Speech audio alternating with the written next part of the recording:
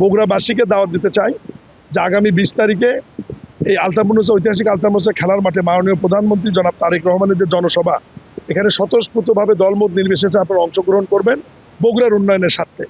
ওনাকে যদি আমরা স্বতঃস্ফূর্তভাবে অংশগ্রহণ করে বগুড়ার মানুষ হিসাবে, উনি বগুড়ার সন্তান হিসাবে একটা সাকসেসফুল জনসভা করে দিতে পারি, আমাদের যত দাবি দেওয়া আছে 19 বছরের বঞ্চিত এবং বঞ্চনার শিকার যে বগুড়াবাসী সবই ইনশাল্লাহ বাস্তবায়ন হবে।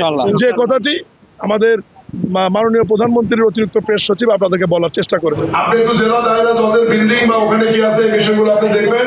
সম্মানিত পরিচালক আশিক, ঊর্ধ্বতন কর্মকর্তা এবং জেলা বিএনপির সিনিয়র নেতা ইমাম ইসলাম স্বাধীন, রুবেল হিরু সহ আজকে আমাদের প্রস্তুতি সবার নিরাপত্তার বিভাগটা আমরা উপরেই বগুড়া স্থানীয় প্রশাসন এবং বিএনপি নেতৃবৃন্দ এবং সাবেক এমপি বর্তমান এমপিদের নিয়ে মাননীয় প্রতিমন্ত্রীকে নিয়ে আমরা মোটামুটি ফাইনাল করেছি। এখন আমাদের একটা সভা হবে, আর আমাদের প্রথম সবার আগে তো নিরাপত্তা, ইনশাল্লাহ এটা আমাদের মোটামুটি ফাইনাল হয়ে গেছে। কীভাবে কি হবে এটার প্রস্তুতি মোটামুটি হয়ে গেছে।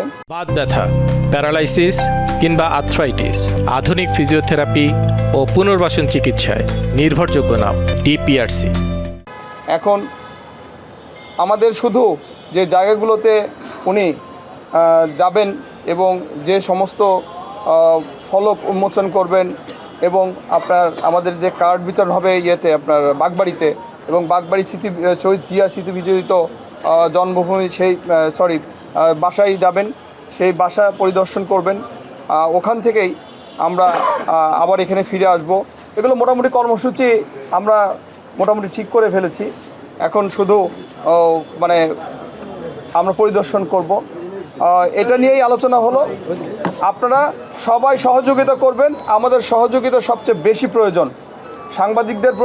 সাংবাদিকদের যেমন তেমন স্থানীয় প্রশাসন এবং স্থানীয় বিএনপি নেতৃবৃন্দ, আমরা আশা করতেছি সবাই আমাদের সহযোগিতা করবেন, যাতে আমরা আগামী 20 তারিখ আমাদের মাননীয় প্রধানমন্ত্রীর শুভগমনটা সফল করতে পারি।